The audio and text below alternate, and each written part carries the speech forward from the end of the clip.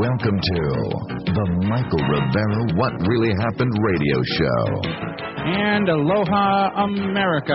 Welcome to Pauhana Friday. It's the end of the week here. Normally this would be our open phone day, but we have been promising you Ryan Dawson as a guest for the last couple of days, and today we finally got the schedules all put together. And so, aloha, Ryan. Konnichiwa.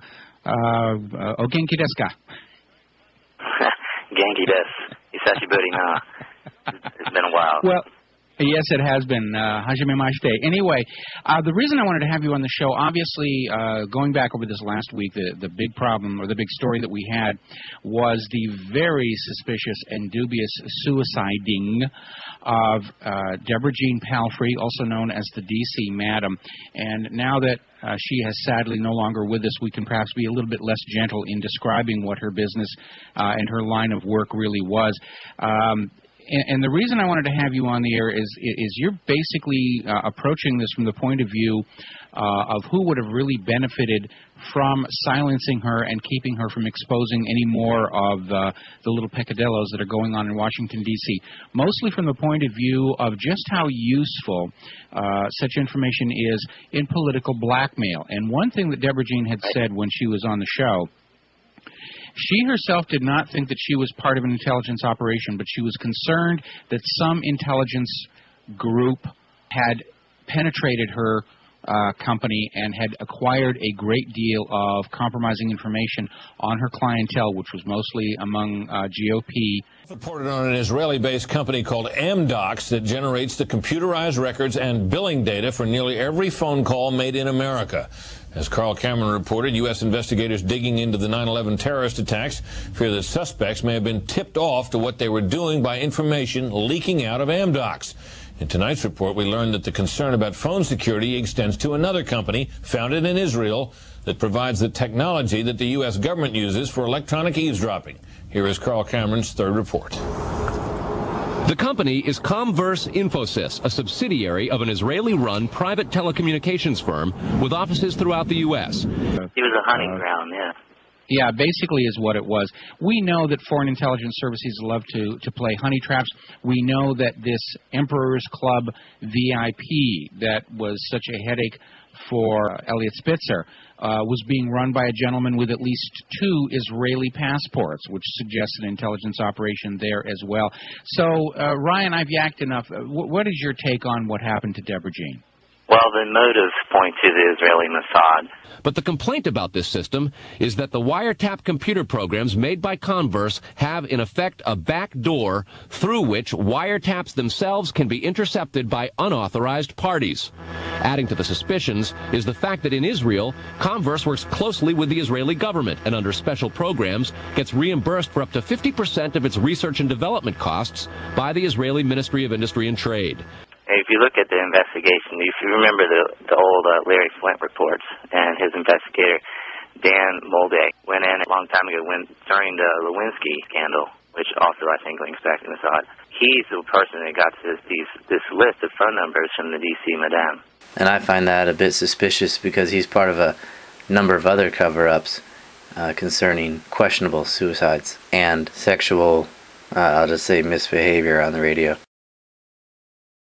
We know Moldea is not reliable either because of how he has always been a go-to guy to try and debunk conspiracies like the RFK murder. Even in this year we have tape of a second shooter. The only person's name he coughed up was David Vitter, and that was days after Vitter blocked the Immigration Reform Act, amnesty. Suddenly, Vitter's name's all over the news. Moldea was part of the Vince Foster cover-up as well as the Monica Lewinsky scandal. He was the balancer, who happened to be the guy to keep the already compromised Bill Clinton in office by digging up just enough sexual dirt on the right number of Republicans. Seems like the guy is always tracking sex crimes and questionable suicides. Immediately after the Palfrey murder, he went and did an interview with Time magazine saying, "She told me she was going to commit suicide. She told me she couldn't go to jail." Even though we have Palfrey's own statements on multiple radio shows and to her friends saying she would never commit suicide, that she was going to fight this. And none of the evidence points to a suicide. There's no point in her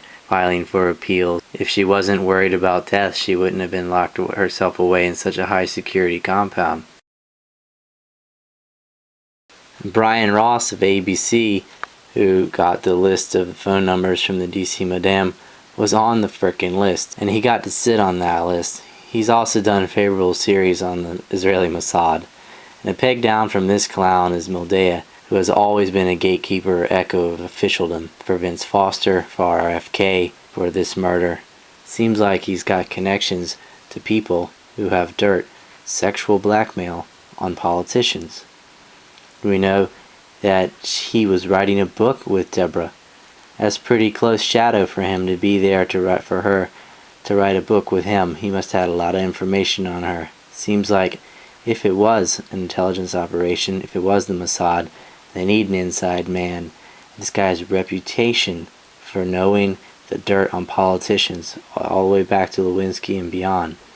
He pops up just at the right times and he says what he's supposed to say.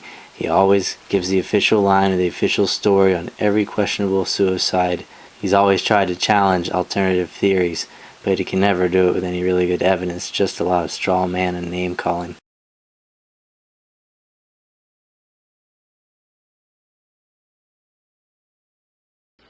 And I have to point this out. You never know what is hidden right in plain sight. If you look at all the 9/11 investigations, there was a tape of the BBC reporting that Building 7 fell while it was still in the background of the reporter out for years before we really jumped on that. And there's a lot of major things happening right in front of us all the time. We had TV drama fiction clips from a movie of Gitmo that was used as so-called evidence for Osama bin Laden training Hatta, and that was out there for years before we jumped on it. And so nobody should ever assume that someone else has already researched this. We have these lists of phone numbers, and I don't believe they've all been traced back yet. The person at ABC who had the list initially was on the list, so you can't rely on that. So I encourage everybody to get these phone numbers yourself and start back tracing these numbers to where they go, and it ends up a lot of people in the GOP. Yeah, it really does. We actually have a search engine for the Deborah Jean Palfrey phone numbers at our website. We've tried to fill in the gaps wherever we can. A lot of the phone numbers have been disconnected and changed since the days when the clientele were there. So it does make it a little bit more difficult. I know that Deborah Jean was working with the phone company to identify who owned these numbers at the time that she was doing business with them. There are people who will answer these numbers and simply refuse to identify who they are. So it's definitely a huge swamp in there, and there's a lot of people kind of running for cover. But I think the interesting thing to remember is that intelligence agencies, and yes, the Mossad is an expert at this. Investigators within the DEA, INS, and FBI have all told Fox News that to pursue or even suggest Israeli spying through Converse is considered career suicide. They run what are called honey traps, which is they will dangle a little piece of very attractive sexual toy in front of you and get you to into a dalliance, and then, of course, you're photographed or you're videotaped, and from then on, you will do as you are told, or you risk having these tapes made public. They have a long history of honey traps. They have a long. That's how they got Vanunu. It's the Mordecai Vanunu who told the world that Israel had made nuclear weapons and showed photographs to the British, and he landed in jail for 11 years. So they used a honey trap to catch him in London and lure him to Italy, where he was drugged, and the Mossad smuggled him back to Israel and put him in prison. We have a history of it in the United States, and there's a history of it in Brazil and in many other countries, of Israeli honey traps and prostitution rings. And there's also a history of the Mossad and Converse and Israeli companies having the back door to pretty much any phone conversation they want, especially around D.C. We know that Lewinsky and Clinton's phone was tapped. I was going to come back to that. I was going to come back to the Monica Lewinsky situation, because we know her phone was tapped at least at the end, at the Watergate end, where her apartment was. We know that when Clinton went into the White House, the first thing he did was he tore out the existing phone system and had it completely replaced with a whole new system, which may have been compromised by one of these Israeli companies. It included private untraceable lines that went into the key offices, so phone calls could be made without it being recorded. And that was one of the first indications that we had something, very underhanded going on in the White House. But in the Whitewater report that Kenneth Starr put out, Clinton actually is on record as telling Monica Lewinsky that he was being threatened with some of the tapes of his and Monica's phone sex sessions. And it is interesting to note that it was at this exact same time that Bill Clinton ordered the Federal Bureau of Investigation to back off its search for Israel's top spy inside the U.S. government, codenamed Mega. So Bill Clinton went to the FBI and said, stop looking for this top Israeli spy.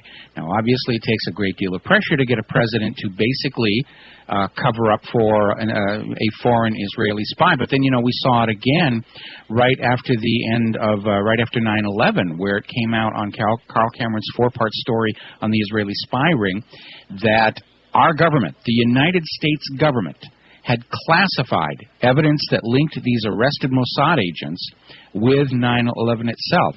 And so, it's amazing. I can't imagine any other spy agency for any other government that gets this kind of kid glove treatment where our own government helps cover up their mistakes and their crimes.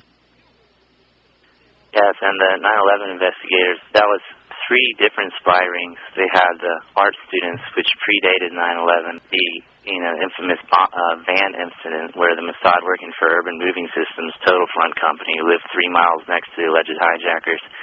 Those guys were released, and the kiosk scandal, which I actually met 2 of those Israelis. I didn't know what it was at the time. I was in Charlottesville, Virginia, and they were selling this Zoomcopter plane, and I overheard them talking about Palestine. And at that time, I was in college, and I was the president of a Palestinian solidarity group. And they were talking about us. I went over and gave them a mouthful about Israel and Palestine, and they had to sit there and just take it. But then I found out later in the story that the Zoomcopter scandal was part of an Israeli spy ring, so I really wish I had been more aware at that time. I actually met 2 of these spies. Yeah, it's pretty serious. I think the last guy I met that I knew absolutely was Mossad. We had an anti-nuclear demonstration here in Honolulu, and it was being covered by the press, and there was this one guy who, I remember he had these blue mirrored sunglasses and a very strong Israeli accent, and he was just spent the entire time mouthing off about Palestine this and Israel is great this, and, how dare you suspect that Israel could have anything to do with 9/11, and blah, blah, blah. And, and he said, I'm from Israel, but he was covered as a Reuters reporter, but, he didn't act like any reporter I'd ever seen before. He acted like a total jerk, to be very honest. So I think we had him pretty much pegged. And, sometimes it's their own arrogance that makes them very obvious, that they're not who they claim that they are in their cover stories. We got to take a break here. We're going to step away for some commercials. We'll be back with Brian Dawson talking about honey traps, the DC Madam. And if you'd like to join us on the air, the number is 866-582-9933, 866-582-9933. We will be right back. We are starting to get emails from our listeners, and going to the first one, great show as usual. Yet an unfortunate topic to have to cover. That's certainly true enough with Deborah Jean. But it's good that someone is covering it. I appreciate your guest pointing out Israeli involvement. I'd like both of your opinions on the Chandra Levy case, which was conveniently dropped when 9/11 occurred, and what happened to Bill Clinton with Monica. That was pretty obvious. My comment about the Chandra Levy case is that I call the process conditization. And what it was is the foreign press, during the first part of 2001, March, April of 2001, the foreign press was already reporting that the U.S. government planned to invade Afghanistan in October of 2001. But we here in the United States, we never heard that. We were getting all Gary Condit all the time. And there, live color TV coverage of Gary Condit crossing the street. Will he stay inside the crosswalk? I don't know, Dave. Let's look at the instant replay. And it was just non-stop, constant what was going on there. And then, of course, in the summer months, June, July, and August, we were getting nothing but what a bad guy Osama bin Laden was. And it was very obvious that it was a propaganda run-up because Osama hadn't actually done anything to warrant getting that kind of news coverage. It was just news stories of, well, this is a really bad person, and, you should know that he's a really bad person. Hasn't done anything, but we're just going to give him all this coverage on the news for no particular reason, just because he's a really bad person. And then, of course, September 11th happened, and we were off to invading Afghanistan exactly on the schedule that the U.S. government had told all these foreign governments in the spring of 2001. And as this writer points out, the Chandra Levy case kind of faded away. They found some bones they thought might be her. But again, it was all staged to give the media something to look at rather than look at what was really important. And we're seeing the same thing now with the presidential candidate. And it's interesting that they had already searched the place where they found her bones and found nothing. And then months later, they find her bones there. So they drug that out as long as possible. When they were ready to kill the story, they put her back, and suddenly her bones were found, and the story dropped off the radar. And it's like the Lacey Peterson case. I mean, during the torture scandals, it's called distraction media, and the sex scandals work for that as well. I mean, not every sex scandal is the same. Some of it's about blackmail, and some of it's just feed the public a rope and pull them along. Well, I think in the case of Elliot Spitzer, I think it was a case of knowing that he was compromised and using it to pull him down because he'd become a serious threat to Wall Street with a lot of the regulation. So I think Elliot Spitzer was about predatory lending, and that was a big no-no. Yeah, I think Elliot was kind of the object lesson where he was destroyed as a reminder to everybody who's being blackmailed over their sex life to, don't stray off the reservation or we will do to you what we did to Elliot Spitzer. Every once in a while, blackmailers do have to sacrifice one of their little obedient slaves in a very spectacular fashion in order to drive the point home for everybody else who's on the hook, especially when something big is being planned in the immediate future. They need to sort of tighten up discipline among the ranks here. But definitely with Bill Clinton, with Monica, that was, it was known even before he got to Washington, D.C., that Bill Clinton couldn't keep his hands to himself. When he got there to the White House, along with swapping out the phone system, he let go all of the White House phone operators who were like these volunteer little old ladies who'd been down in the basement and hired all these new young hot lovelies that sort of was his little private hunting reserve there in the basement of the White House. And a lot of people talking about Hillary Clinton running for the presidency and what a good leader she was making. This is a lady who couldn't even keep her marriage on track. And I'm sorry, but answer the phone at 3 o'clock in the morning. This is a lady who didn't even know what was going on under her own roof with Bill and Monica. That's a woman who took money from Denise Rich, the wife of the Mossad agent Mark Rich, who Clinton gave a pardon to, as well as Pincus Green, who he also gave a pardon to. And these guys were part of the collapse of the Soviet Union. And if you want to talk about prostitution rings and sex slavery, a lot of these girls, they went straight from Russia to Tel Aviv, and we have ambassadors and counselors and all these Israeli officials being busted in these massive prostitution rings. There was a huge one in 2000 with in Brazil, a guy named Ari Shur. He was an Israeli consul in Rio de Janeiro. And the police in Brazil had found a man, a Hebrew language teacher. His name was George Steinberg, and they raided through his house, found hundreds of videotapes of preteen sex parties, naked pictures of adolescents, etc. But in the background of most of the videos was the swimming pool of Ari Shur, who worked for the Israeli Council. And so they tried to question him, and of course he fled back to Israel. And then 4 years later, he was sent to work in the Israeli embassy in Australia, even though they had protested it day and night. It didn't matter.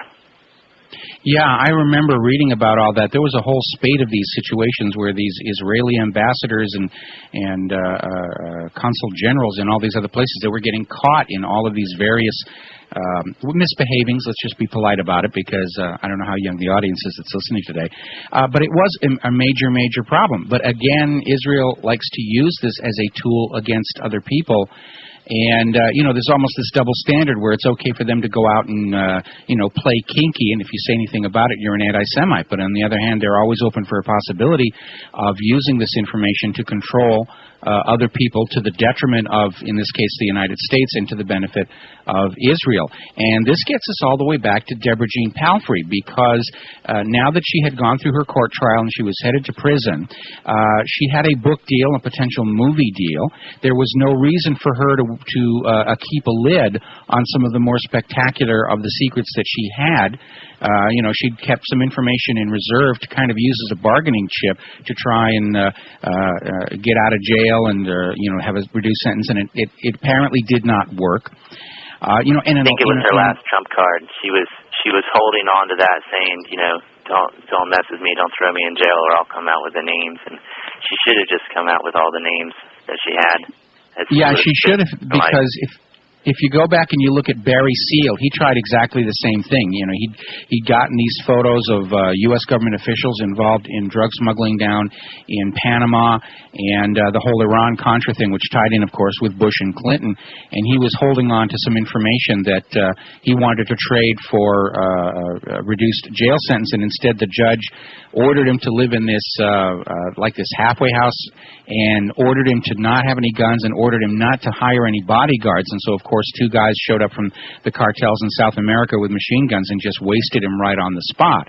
And it was pretty obviously a hit that was orchestrated with the connivance of a federal court judge. And, you're right. Palfrey would have been well advised to just get the information out, because once it's out, there's no point in killing her. But sitting on top of that information makes you a liability, and there's no such thing as a live liability in dealing with the Bushes and Clintons. We're going to take a few moments here for some ads, and we'll be right back. And aloha, America. Welcome back to our show. Our guest today is Ryan Dawson. We're talking about the assassination of Deborah Jean Palfrey and a couple of others like Barry Seal and Hunter S. Thompson and people who had incriminating information on some of our nation's self-appointed deciders. Thought they could hold on to it and make a deal, but when somebody's in that level of power, they usually set a policy they won't deal with blackmailers, because once you allow it to happen, it just goes on forever, as people like Elliot Spitzer have discovered.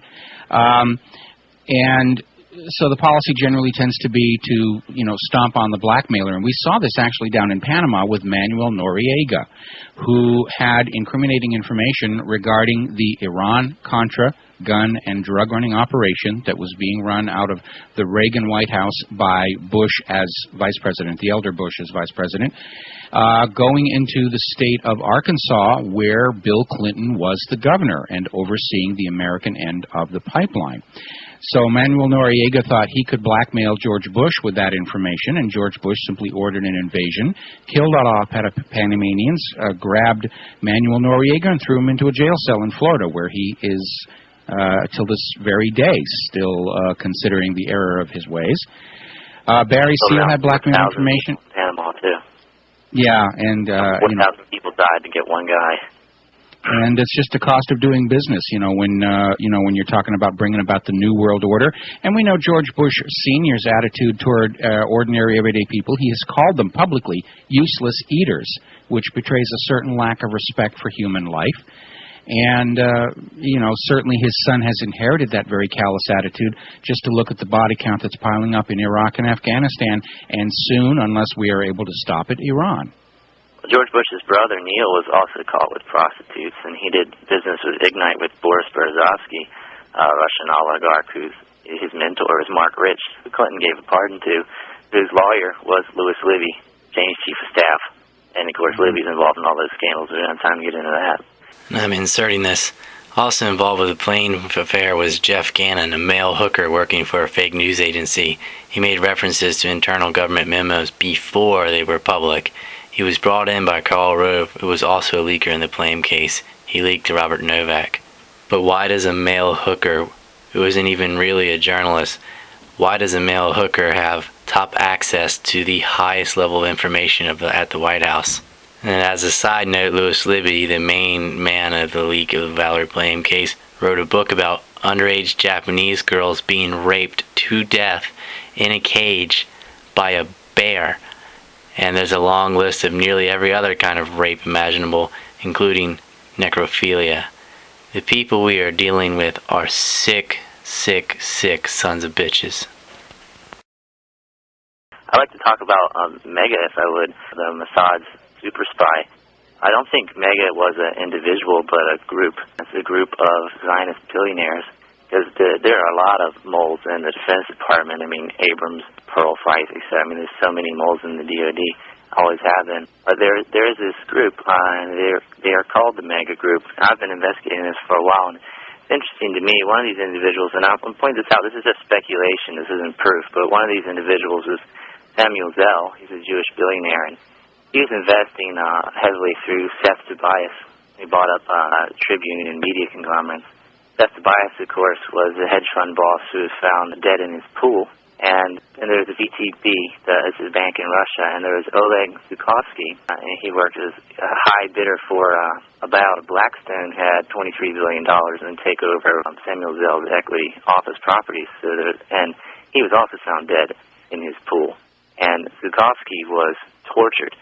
Now, it was reported that he had been suicided, that he was committed suicide, but then after the police finding that his legs and arms had been bound together and he had signs of torture, it was reported that he was murdered. Now, over in America, down in Florida, where Seth Tobias was killed, that was reported as a suicide and still is. However, the toxicology reports, which were supposed to take about 8 weeks, took several months. It was finally last February that they discovered that he did indeed have drugs in his system, and he had bruises on his back and cuts on his nose and face, and that's not the kind of typical injuries you'd find on a hedge fund boss, maybe a football player or something, but it's not like these coat and tie guys are going to have those kinds of injuries. It seems like his wife may have been in on that. He was possibly poisoned, and then there's a confession tape to that, etc. But it's interesting to me that Tobias had also been seeing a male prostitute, nicknamed Tiger, because of the tattoos that he had. And that was an interesting sex scandal as well. But a lot of these individuals are compromised and tied up in these scandals, and they end up in these strange suicides. Another part of the mega group, I would call, and this speculation again would have been Charles Kushner. Of course, in New Jersey, if people remember the McGreevey scandal, and they're doing a settlement today over the divorces. Governor McGreevey, of course, was caught sleeping with Sipel, an Israeli national, that he gave a six-figure salary job to as the head of security for the state of New Jersey, the Homeland Security. And he was shadowing, he was hiding behind the skirts of another woman who was actually doing the job. But the person who sponsored the visa for Sipel, the man who was sleeping with Governor McGreevey, was Charles Kushner. Charles Kushner also gave McGreevey a lot of money personally, hiring him as a consultant. Consultants and advisors are always a loophole to get around campaign finances. Just give them money, hire him as a consultant, and pay him that way. Kushner got in trouble for that. The FBI and the investigators actually had his sister was testifying against him because she was in a dispute with him over some family, who was inheriting what. And this guy sent a sex tape of her sister's husband to his sister.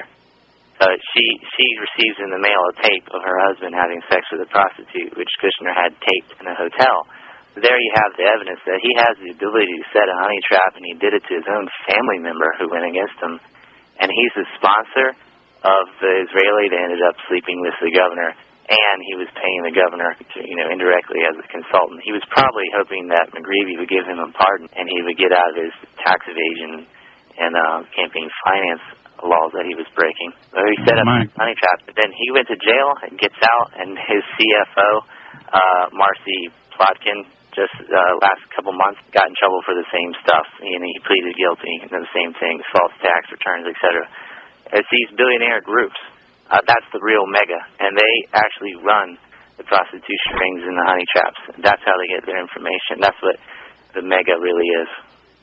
Well, that's quite impressive, and I know a lot of that information I've heard before, and it seems almost amazing the arrogance with which they're able to run their operations and the impunity because they've compromised so many people.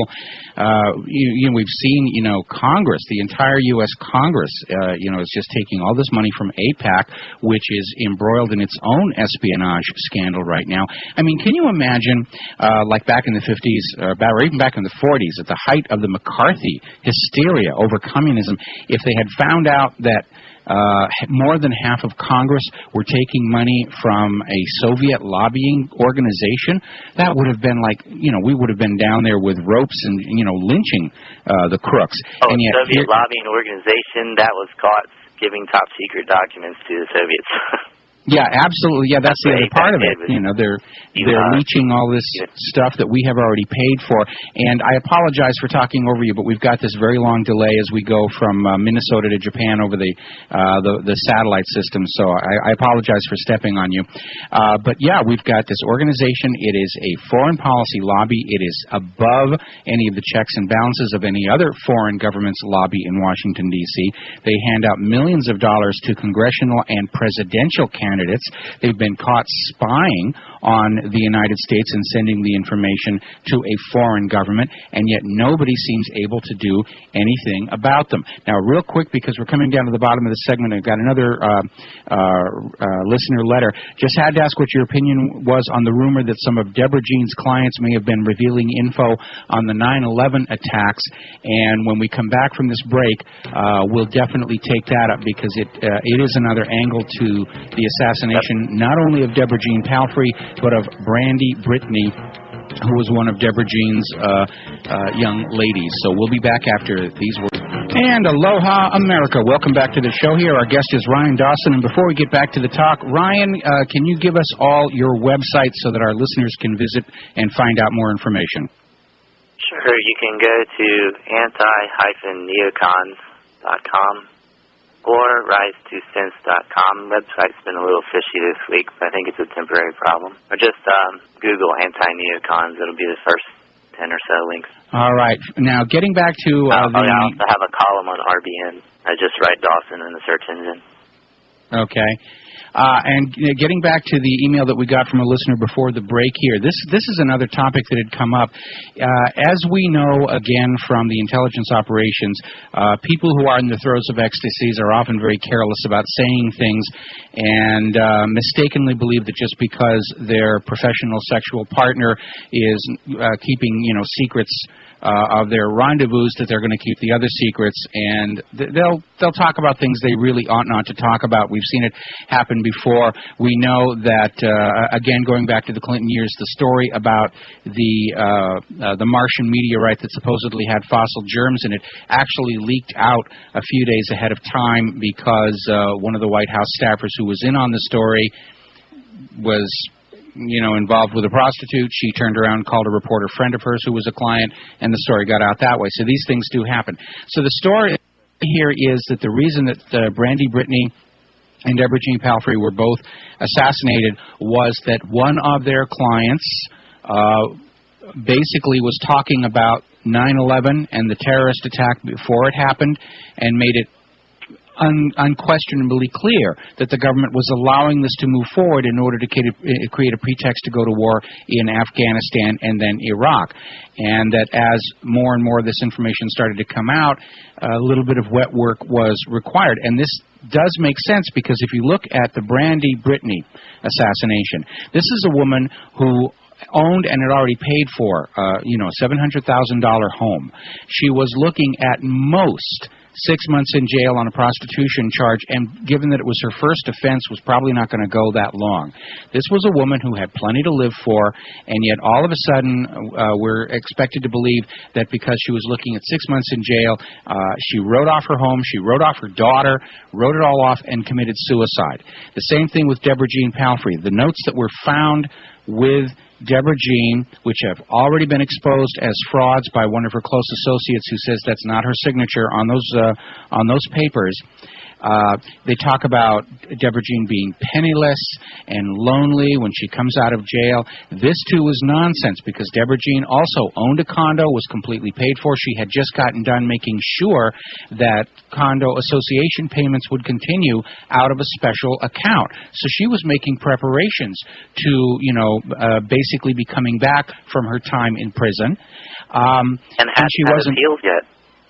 No, she hadn't gone through the appeals process yet, and she wasn't penniless because, again, she had this book deal, and we know these tell-all books by these former madams, whether it's the Mayflower Madam or the Happy Hooker or Heidi Fleiss, they always make a huge amount of money. And the reality was that Deborah Jean was going to come out of prison in 6 years' time with probably a lot more money than you and I are going to have in 6 years' time, just for sitting on her rear and writing her book and cooling it for that entire time. So this idea that she was desperate and depressed because she was penniless and broke and her life was over is complete and utter nonsense. So, it makes again, sense for two women to hang themselves, which is an unusual method of suicide. It wrote dates on the notes, and then who goes to their mom's house to kill themselves? I mean, she definitely absolutely, with all that luggage, of that luggage. Deborah Jean went to her mother's house with numerous suitcases of clothing and stuff. That's not consistent. Suicides, they take what they've got on their back, and that's basically it. And again, why go to your mother's house for the thing? The unanswered question, of course, when Deborah Jean Palfrey went to her mother's house along with all of her suitcases full of clothing, she had a cardboard box full of documents. That appears to have vanished completely. Nobody knows where that is. That's the key evidence right there. She had a box of documents that is gone, and she died. So she was killed. I mean, her mom didn't take the box. No, that's absolutely... I think she was probably killed by the police.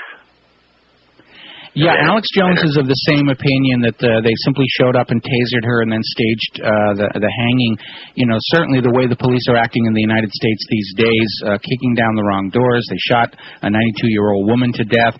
They even knew going in that it probably wasn't the right house because it just looked too clean. We're seeing all these cases. We just had connected to the same case, police admitting they routinely lie to the prosecutors to get warrants, to go in and just do these stormtrooper tactics. And it's completely absurd. And, yeah, the police make very handy executioners because nobody expects... nobody's going to question them. Nobody's going to stop them. They'll just say, oh, he pulled a gun on us. Look at what happened with this CIA guy down in Houston, Texas. If you look at the videotape, the cops just show up.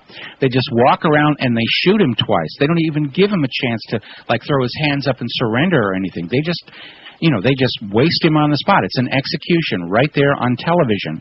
And they get away with it. Part of the firing that was busted on 9/11 with the art students is what they were infiltrating was police headquarters, gathering dirt and looking through files. And then again in 1993, before that, the ADL was caught busted in deleting files and blackmailing policemen in L.A. And in San Francisco. They got caught doing that in San Francisco. And, it's all over the place. Now, the thing about the art students with their paintings, this is an aspect that nobody has ever really looked at. I have been unable to get my hands on one of the paintings these art students were selling, and I'd find it out for myself.